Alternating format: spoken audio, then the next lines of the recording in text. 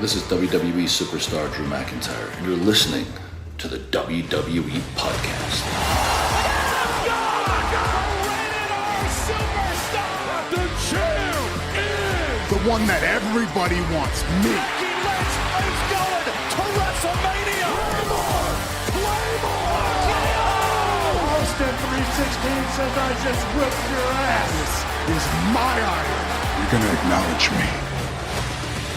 Hey guys, welcome to the WWE Podcast here for the Week in Review, and kind of a weird dual Week in Review here, as Anthony DeMarco is going to be taking half of this show and giving his thoughts on the Week in Review, and I appreciate that as I'm a bit limited on time here on my vacation and doing the best I can, as I mentioned last night in the mailbag, for just giving you guys content and trying not to interrupt our schedule. So with that said, though, I did miss an email or two in the Patreon side of things, and I want to get to those right off the bat. For those of you who are on Patreon who took the time to message me, I'm going to do that right now. So this is Dan Lewis, and Dan wrote, "Hi Matt, I know you love the long emails, so let me make this one as long as possible for you."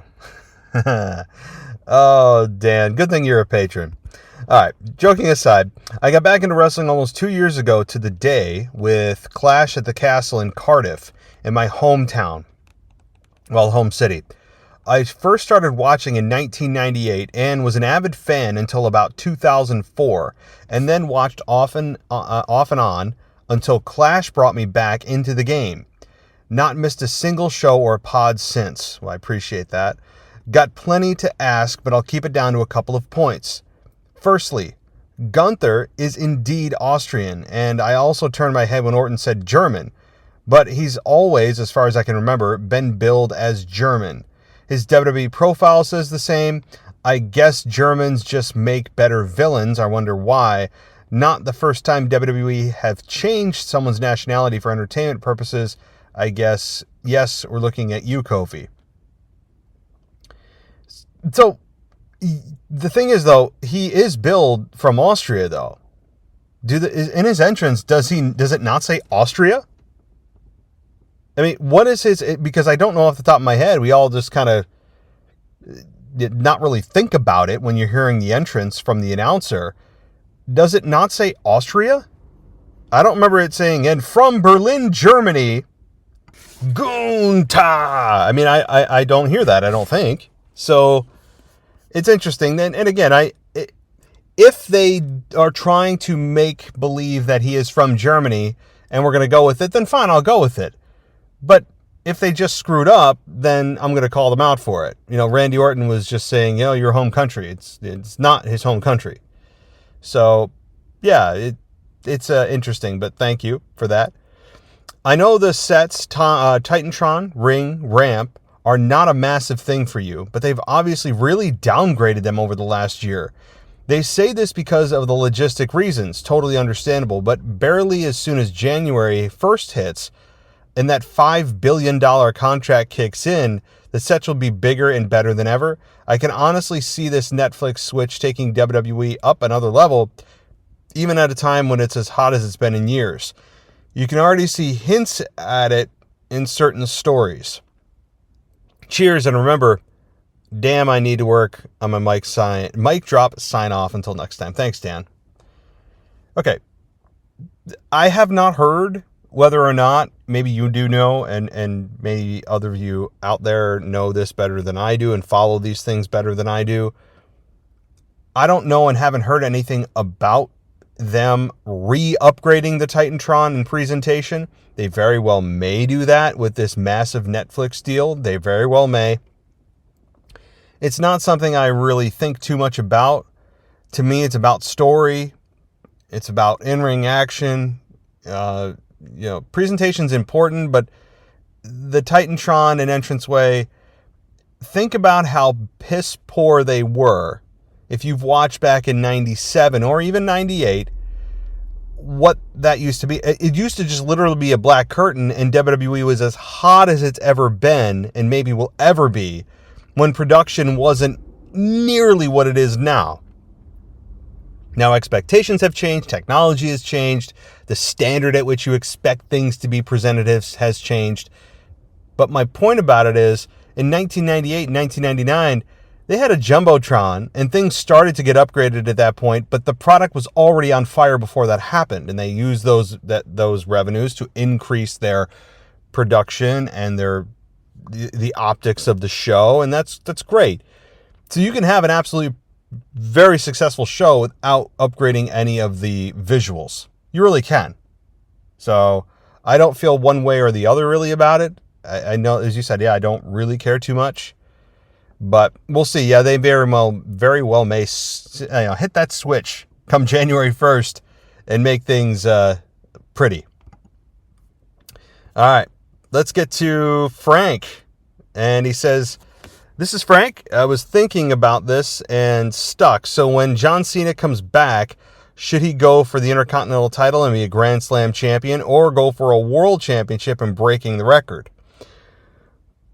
And on SmackDown, do you think Roman should face Cody at WrestleMania for the third time and set a record, or have Roman versus Solo and Rock versus Cody?" Okay, let's break this down. Should John Cena prioritize, if these are the only two choices, Intercontinental or World title when he comes back? I say that World title should be in his sights. If he went after the IC Championship, I feel like it would be very much... It's not to disrespect the championship, but all the accomplishments of John Cena, all of the things he's done for the organization, for the business. The Intercontinental Championship is not something he should be chasing. It would be, to me, viewed as he's doing this to check a box. You know? That said, John Cena hasn't won a big match in a long time. And he'll be the first to tell you that. His win-loss record is god-awful the last few years, and that's simply because he's in the give back stage of his career. That's why he lost so much over the last several years. And there was a lot of times he'd compete once a year at best. And I think 2022 was that year. Or 2023. So anyway, that's how I would view it. World title. And yes, I do think, because this is the next logical question, that he should be a 17-time champion. I do think he is worthy of that. No disrespect to Flair at all. It has nothing to do with Flair. But John Cena and his body of work and everything he's done, it's deserving. You can make an argument that his career is bigger than Ric Flair's. I'm not saying it is. I'm not trying to start that argument or debate. But you could, I think, any smart person would say, there's at least an argument there. All right. On SmackDown, do you think, again, Roman should face Cody at WrestleMania for the third time? No. That has come and gone. That's done. It's time for Cody to move on. And Roman Reigns is not that guy. They don't want Cody as a heel. They're done with Roman for being a heel. Roman's been a heel for 4 years now. It's a great time to turn him babyface. No need to turn him back to heel. So the answer is a very strong no on Roman Cody 3. And your second question of setting set a record, or have Roman versus Solo and Rock versus Cody on SmackDown. Okay. Well, again, it depends on when you're asking that these things should be presented. Roman versus Solo is already what we're getting. And in fact, I would imagine next week they should make something official for Bash in Berlin of Roman Reigns versus Solo Sikoa. I'd be very shocked if they didn't, at which point I think Jimmy and Jay or Paul Heyman or all three will make their triumphant return to help Roman Reigns at Bash or the SmackDown after. They're very close to returning, and I think that's a given at this point, which is fine. And Cody, or rather Sami Zayn, will follow in tow. The Rock will probably be the one to turn on Roman, pretending that he's there to help Roman. I could see Roman. Here's the thing. Here's how I think The Rock is going to be reintroduced. I know this is not a question you asked at all, Frank. This is what happens here on the show. I just go on tangents, but there's so many things to talk about. I would say when The Rock comes back, It'll be a moment in which Roman Reigns is in peril. Jimmy can't save him. Jay can't save him. Maybe they are incapacitated. Sami Zayn is not yet in the picture, or if he is, he's also somehow incapacitated. And then you're going to have The Rock come out. It looks like he's about to save Roman, and instead he hits a rock bottom on Roman, doubling down on his heel turn. And we all learn that The Rock was the one who orchestrated this mutiny of a bloodline. I think that's how you're going to do it. The Rock looked like he's going to come out, be the knight in shining armor. Wham! He's not. He's there to actually continue the beatdown of Roman Reigns and his OG bloodline. So, as far as, again, Rock and Cody, I have no problem with that, but I would not under any circumstance, put Cody versus The Rock above Rock versus Roman. Likely a babyface Roman versus a heel Rock, but the heel Rock is so entertaining. Can you really say he's a heel? People are absolutely loving the final boss. So sure, on paper he's a heel, but come on, So thank you, Frank, and I apologize to both Frank and Dan for not getting this in the mailbag yesterday. Now, before we get into the week in review with Anthony, I just want to give a couple quick, I guess, opinions on what's going on this week. And obviously with the Roman segment, taking out the whole bloodline, it was kind of, and reclaiming that necklace that I spoke about last night. That's ridiculous. That's what makes you the tribal chief. It's not. It's an actual physical item, which is ridiculous, but it's symbolic. I just don't believe that it should be the actual titles given by holding a single item. But I digress. Overall, SmackDown I thought was fine. The Street Profits versus DIY was a kick-ass match. I loved it. Grayson Waller and Kevin Owens. I will say that there might be a heel turn for KO coming, but they could be getting you off the path where you think KO is going to be the one to turn back to the old Kevin Owens, which he almost did with the powerbomb on the ring apron to Grayson Waller. But it could be just to get you off the scent of Randy being the one to turn. Because I think you can't have these three massive coexisting baby faces on SmackDown with KO, Randy, and Cody. Someone's turning it, and it sure as hell is not Cody, unfortunately. Kevin Owens, we've been there, done that. Randy, it's been a hot minute. It's been a hot minute, as the kids say. So I think Randy Orton is a perfect candidate for that, and you'll likely see that at, I don't want to say at Bash in Berlin, but it could happen at Bash as soon as there, but more likely later in the year when they know they have an ace in the hole. So, and what else did I want to talk about very quickly here on the weekend review before we pass the torch to Anthony?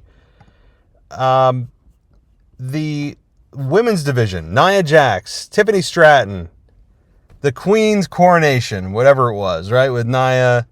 And holy hell did Nia Jax have a whole lot of makeup. Oh my God. And here, this is before, look, here he goes attacking women, what they're wearing.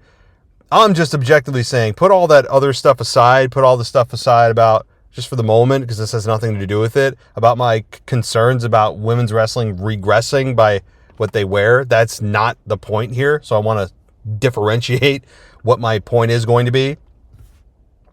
Nia Jax, and this is as simple as it gets, was wearing probably a 5-pound bag of makeup on her face. I don't know why she was wearing so much makeup. It was way overdone and distracting. Nia she's got attractive features on her face. I think she became a distraction with the load of makeup she had. And I know, he's making a big deal about it.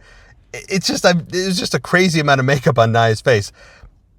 But moving on, I mean, Tiffany Stratton is also usually covered in makeup to the nth degree. So, I mean, it's just an observation, all right? It took away a little from the segment. It was weird. Nia asking everyone to bow down to them. The feminized tag team that is really emasculated in feminized, which is kind of one and the same.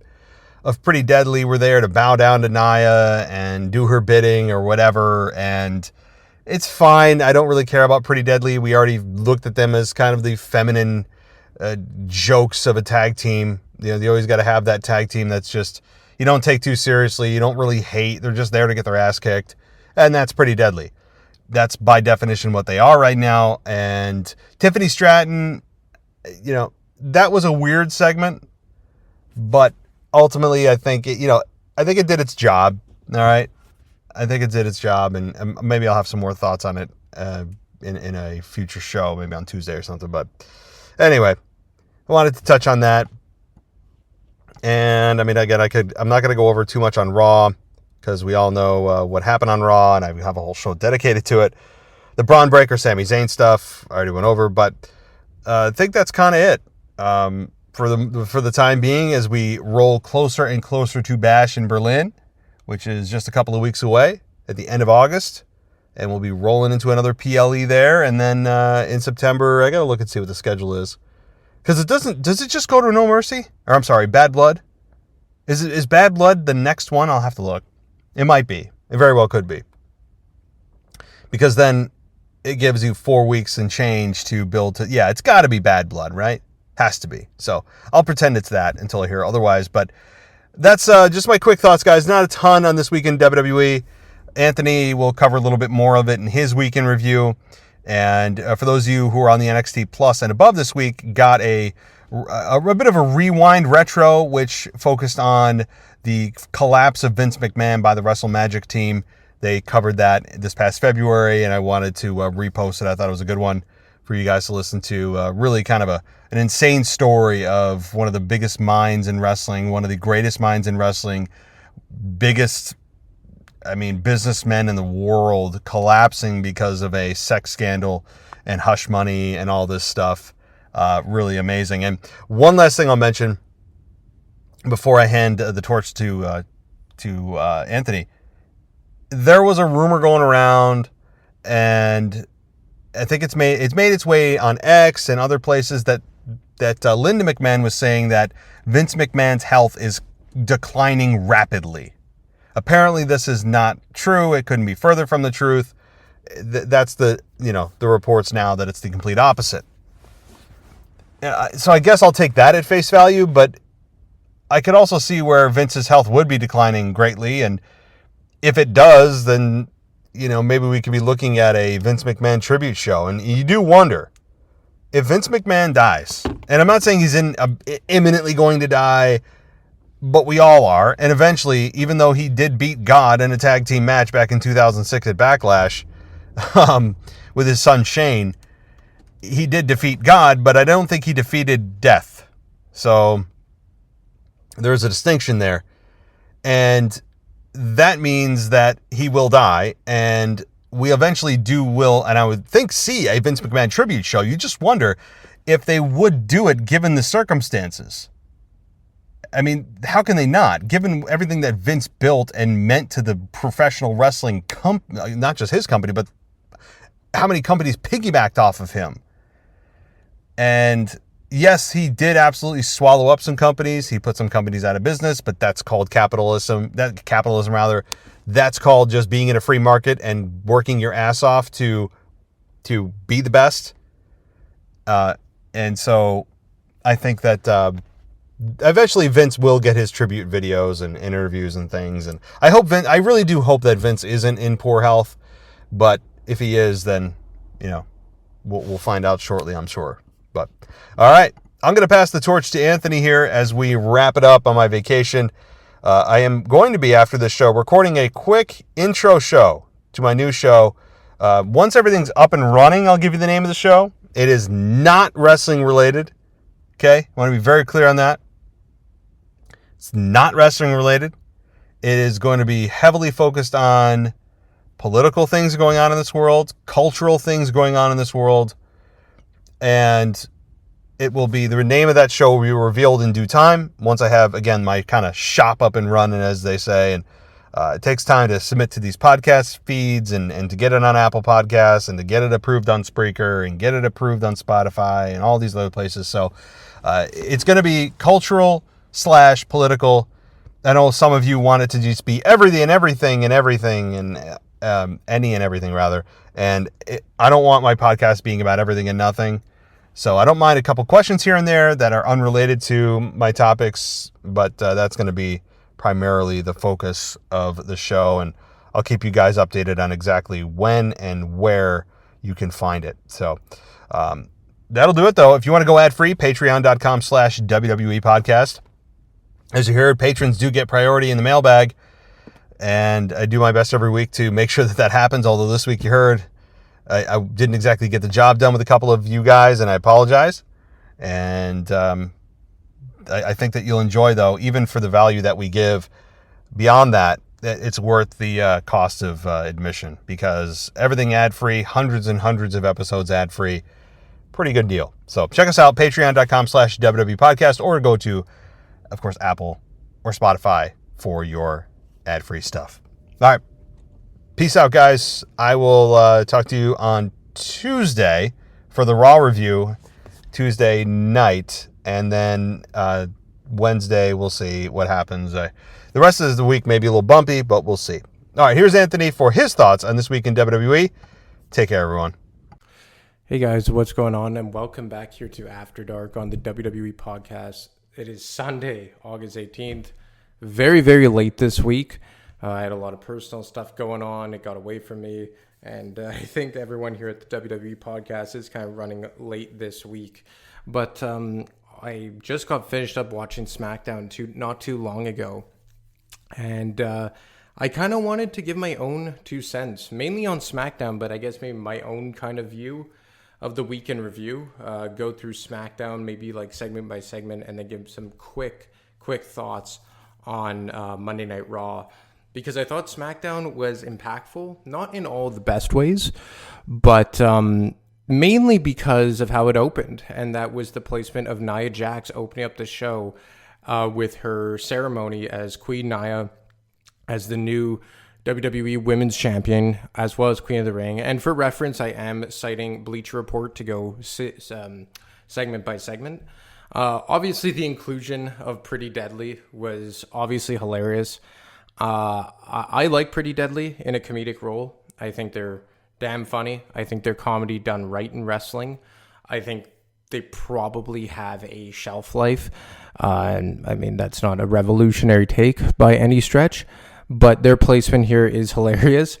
And Nia Jax being presented at the top of the women's division, at least on SmackDown, I think is a long time coming. I was a fan of Nia more than most in her first run with WWE, but if I'm speaking objectively here, obviously she left a lot to be desired. And I think how Triple H has booked her since she returned, I believe it was right around this time last year, has been nothing short of impressive. She feels like how she was supposed to feel during her first run with the company as a monster heel. It looks like she's got herself into better shape as well, optically and even in the ring. So I really like what they're doing with Nia Jax. Obviously, the stuff with Tiffany Stratton as the women Money in the Bank holder and Nia's right-hand woman for at least the time being is a nice long-term story that they're for sure going to tell. I hope that they let this burn slow, not only because I want Nia Jax as a champion for quite a while here, but also because I think Tiffany Stratton should be one of the women to hold the Money in the Bank briefcase for the longest. You know, the longest running Money in the Bank briefcase holder on the women's side, I believe, was Carmella, who was the inaugural briefcase winner in 2017, and she cashed in on Charlotte. I think it was the SmackDown right after WrestleMania 34 or shortly thereafter, and everyone since has either cashed in the same night or before the turn of the new year, I believe. So I'm hoping that they're going to prolong this with Tiffany Stratton. I think it's good for the briefcase and also good for the story, as well as keeping Nia Jax as the champion. Obviously, Michin, Mia Yim, however you want to call her, is the one here to break up the party with a kendo stick.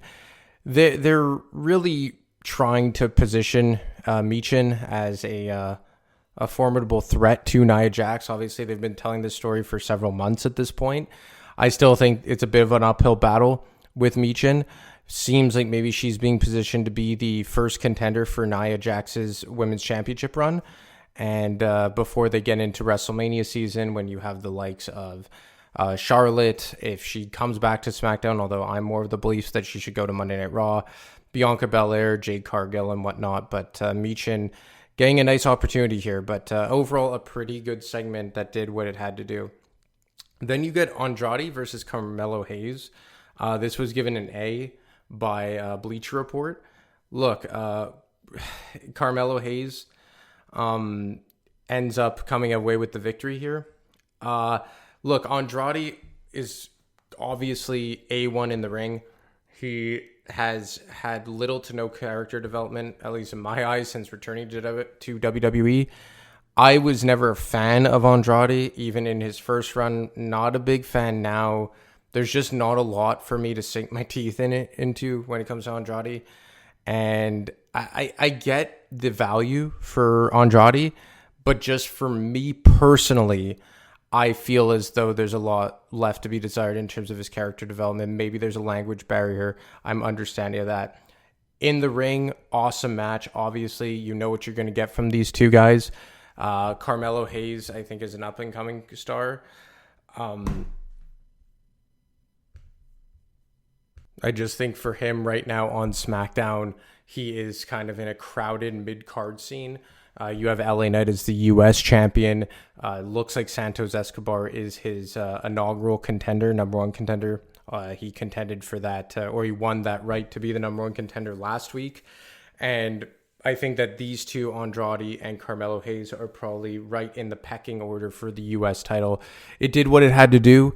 A-, like I mentioned, from Carmelo, from Bleacher Report. I just would like to get some more character development from or for Andrade.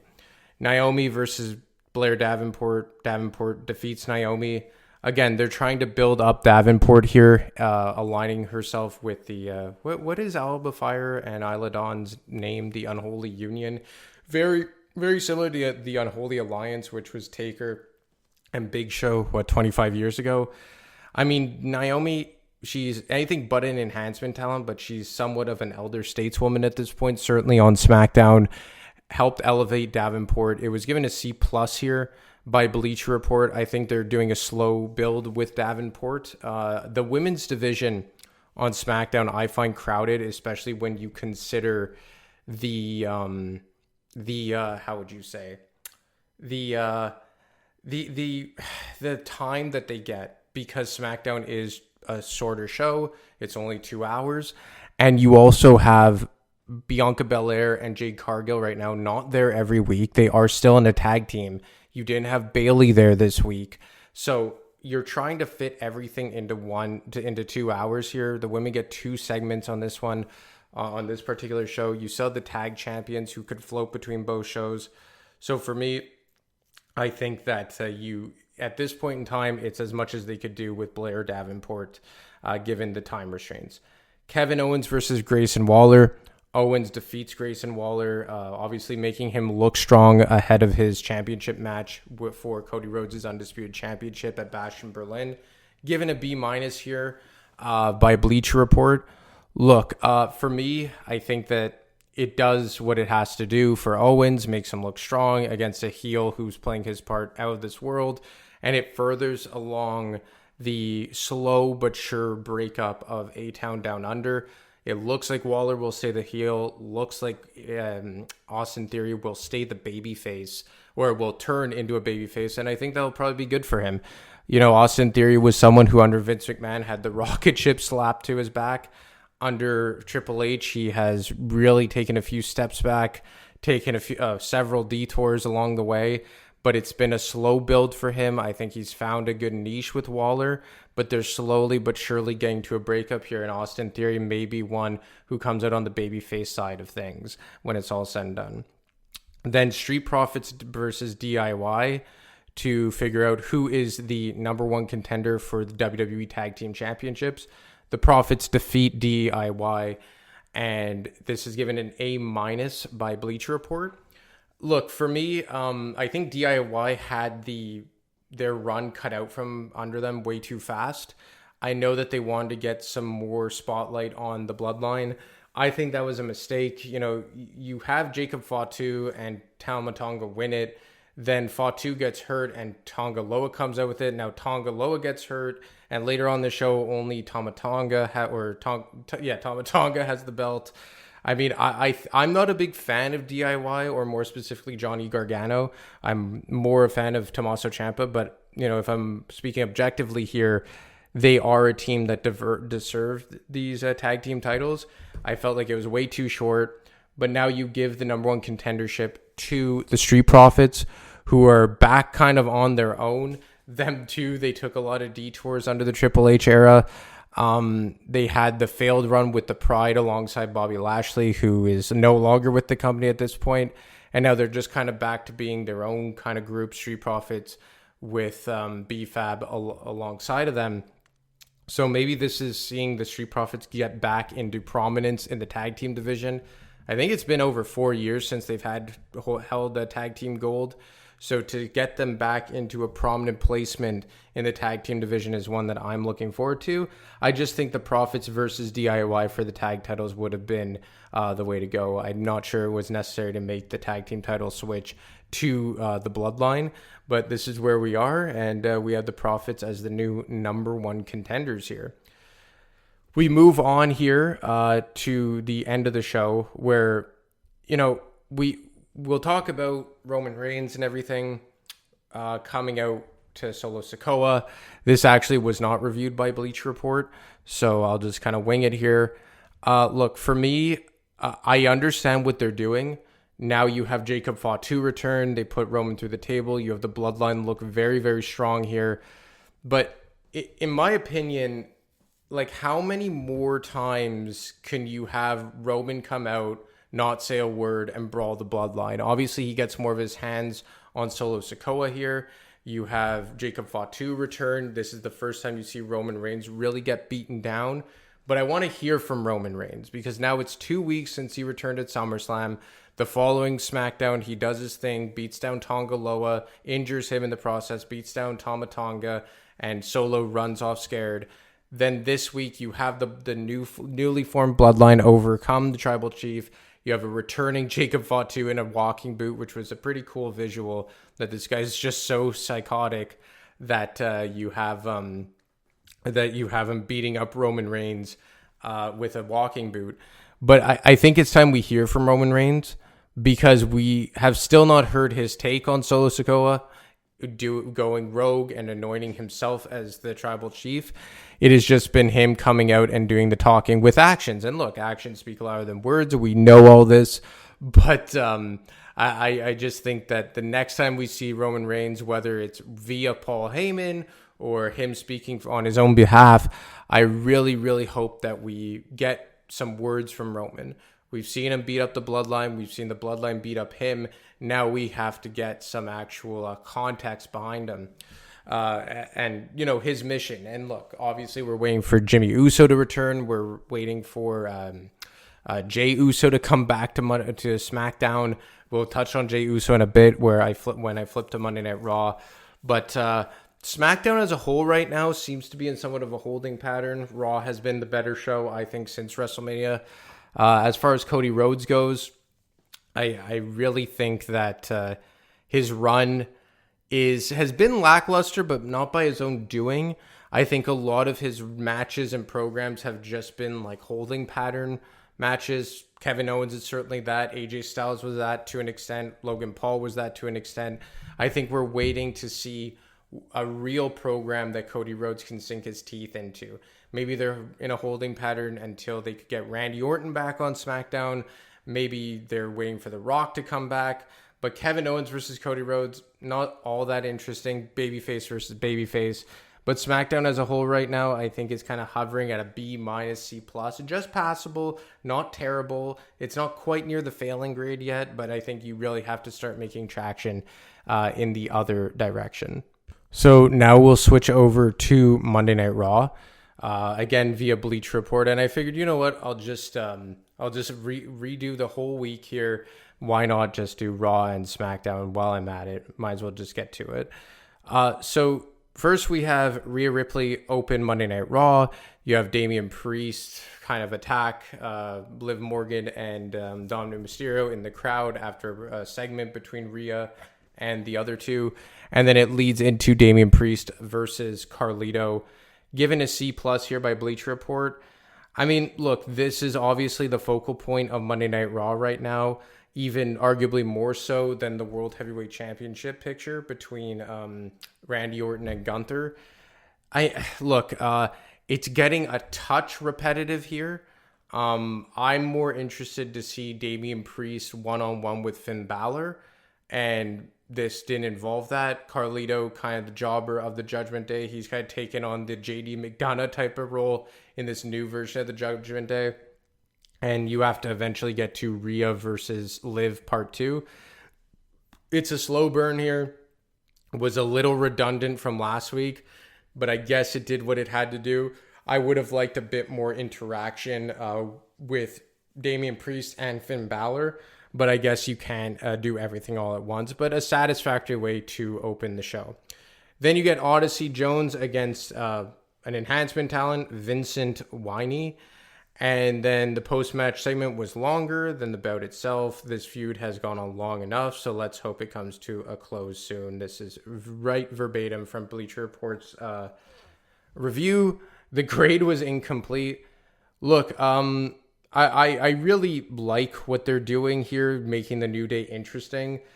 I've been a big proponent of the Final Testament. I've tried to give them a benefit of the doubt. I think that Paul Ellering is a major negative to that group. You don't need a valet and a manager, and he doesn't really say much. Even you could do it with Scarlett. Like, if you just had Karrion Kross and the Authors of Pain, I think it would do much better. I like Karrion Kross. I think he's a good talker. I like his look. He seems fine in the ring. And look, he seems to be a guy that leads to other people changing their ways. Certainly seems like if things are coming to a head with the New Day. You know, it was brought to my attention by someone last night, actually, that maybe it's Kofi who's going to turn on Xavier with Odyssey Jones as his heavy and swerve everyone. I wouldn't mind that, but then it's like, where does Karrion Kross fit in all of this? If Kofi turns, then you have like a heel for Xavier to, I mean, if Xavier turns rather, you have a heel for him to latch onto along with the group in the Final Testament. Yeah, it's getting a little redundant as well, but at least I see a light at the end of the tunnel here and a meaning behind it. I just worry for the Final Testament, like how much tread is possibly left on these tires. That's really what I'm worried about. But I mean, I guess we'll see exactly where this will go. They had another video package before this with Bo Dallas. I mean, it's obviously a very slow build into the Bo Dallas character. He does an awesome job as always. There's not much to depict from it other than it was awesome. Alpha Academy against American Made. American Made defeats Alpha Academy with Ivy Nile turning heel, officially joining American Made and attacking Maxine Dupree outside the ring during the match. I worry for Alpha Academy. I mean, there's only so many hours, and I just mentioned that some people on SmackDown may not be getting enough time who could probably benefit from the time on Raw that Alpha Academy is getting. I mean, look, it was a decent enough match. Akira Tozawa does nothing for me. He's somewhat funny, but whatever. I like Otis. I like Maxine, but Alpha Academy, I think, is coming to the end of their runway. And American Made looking strong as a new group that will probably butt heads at least one more time with the Wyatt Six. But you have the executed heel turn by Ivy Nile. American Made looking strong. Exactly what you want from this group as they are still in their infancy stages. Damage Control versus Shayna Baszler and Zoe Stark ends in a no contest. You have this new group with Baszler, DeVille, and Stark officially introduce themselves, easy enough for me to say, as what the Fuel Emerald Fusion or something along those lines. I might be a bit too wordy, but I really like the group. I love what they're doing with Sonya Deville. I think that Shayna Baszler and Zoe Stark are in a good spot. They have someone who's a good talker. Obviously, it seems like a babyface turn for Damage Control. And it's a nice feud between these two as you're trying to give more of a place for the women outside of just feuding for championships, whether that be the tag titles or the women's championships. And I think this is a good feud between the two factions. Then you have Randy Orton address Gunther. It ends with an RKO from Randy Orton on Gunther as McIntyre showed up. Then Punk attacks McIntyre, welts his back with a belt. I mean, the Punk and McIntyre stuff, I feel like, I saw someone, a meme today, say that they're feuding over a bracelet. It's kind of getting to that point. I imagine they will have a match in Berlin, or Bash in Berlin, and then the rubber match, maybe inside Hell in a Cell at Bad Blood. But it does kind of seem to be getting a little boring. Not boring, but like you want some more other than the bracelet. But, Punk and McIntyre are so great right now that they're still making it interesting, but you're getting to that finish line between the two. And as for Gunther and Orton, this is one that's going to be an awesome match, one that I imagine will main event Bash in Berlin. I don't think that Orton has anything more than a snowball's chance in hell of walking away with the championship, but Orton's one of the best in the ring to ever do it.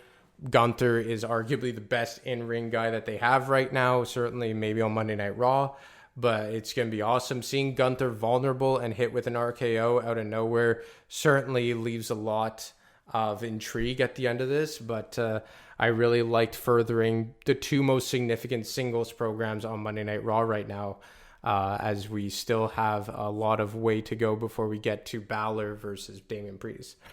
Miz versus Bronson Reed. Reed defeats Miz and then hits Tsunami into oblivion on R-Truth. I mean, it is what it is. I like what they're doing with Bronson Reed. Bleacher Report gave this a C.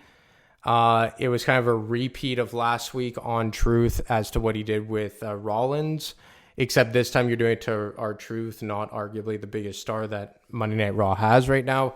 I really like Bronson Reed. I like that they're giving him more significant time.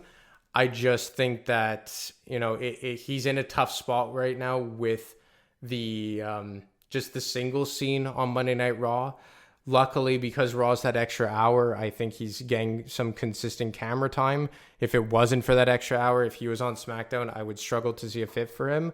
But I think there's potential with him. Maybe he could slowly work his way up into the Intercontinental Championship picture where he was a few months ago. And maybe he could be the one to eventually take it off of Bron Breakker. But right now you're trying to establish him as a complete monster. And I think they're doing a half-decent job of doing that. And then we finally get to Sami Zayn versus Bron Breakker in a 2 out of 3 falls match for the Intercontinental Championship. Breakker wins 2 out of 3 and retains the Intercontinental Championship, presumably putting an end to this program. I imagine that Sami Zayn will make his way over to SmackDown sooner rather than later. But Breakker obviously was not going to lose this match. I think that this match was to highlight that Bron Breakker is not Bill Goldberg and he could actually put on a really, really good wrestling match with Sami Zayn. Sami Zayn has done his job. I think maybe it wasn't everyone's cup of tea, but I think it was overall a successful win with the Intercontinental Championship, or run rather with the IC Championship. But it's Bron Breakker's time right now. And I think everyone now knows that Bron Breakker is more than just a one-trick pony. He can go in the ring in several different ways. Obviously, power moves are his forte, but he can do some other crazy, crazy stuff. He wins with a spear in midair, and that allowed him to get the championship retained on his part. For Sami Zayn, obviously he has the encounter with Jey Uso before going out there. Jey Uso is someone that I think is kind of in no man's land. I think that his run as, main event Jey Uso as a single star has already peaked and it's coming back down. And I think that we're realizing here that while it was an awesome, arguably year-long run as a single star over on Monday Night Raw, that he is best served with Jimmy as part of the Usos, one of the best tag teams of all time. And for Sami Zayn, I mean, I think that he could do a lot more as a singles competitor, but he does have a place in that bloodline versus bloodline match that we all assume is coming at Survivor Series War Games. So I imagine that this is freeing up Zayn for that. I think Jey Uso, who has not really been involved in a whole lot of anything since Money in the Bank, and even at Money in the Bank, it wasn't in a program. He was just kind of like the face of that pay-per-view because he was presented as the favorite going into it. But I think that both of these guys are going to make their way to SmackDown in some form or fashion. Overall, Monday Night Raw was pretty good. Overall, I'll give it a B+, which is where the show has been since WrestleMania season. But really looking forward to see what happens with the Judgment Day, and more specifically Damian Priest and Finn Balor. I'm looking for a series of matches one-on-one between these two that is separate from the rest of the Judgment Day and Liv and Rhea. But anyway, guys, I actually think this may be put as the week in review this week, as Matt is on vacation. I actually got a text from him while I was recording this, so I don't think this will be an After Dark. I think this is a week in review, which is why there was all the lack of swearing, rather. So I hope you enjoyed my spin on the WWE, easy enough for me to say, week in review. Obviously, I do it kind of more rapid fire, fast paced than Matt, but I hope you guys liked it, and maybe this is the one and only time you'll hear me in this capacity. But you know what, guys?